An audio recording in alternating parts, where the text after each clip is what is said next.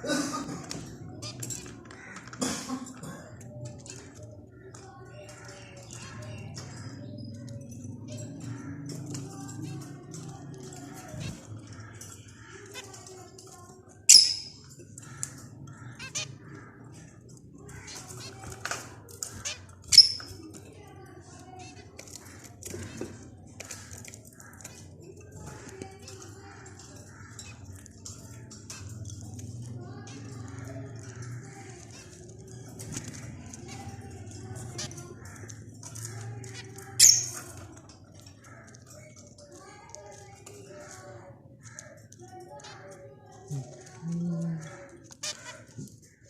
देखें गाइस, ये जो बर्ड बैठी हुई है ये बड़ी बर्ड है और इसका नाम डायमंड है।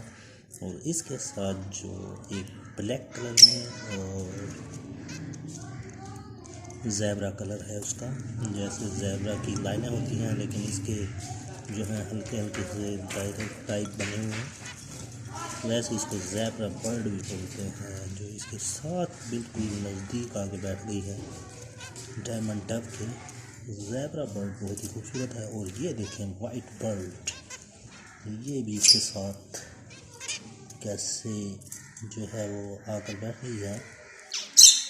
अब देखें आप, सब की सब एक साथ कितनी खूबसूरत जो है वो लग रही हैं ये बर्ड्स।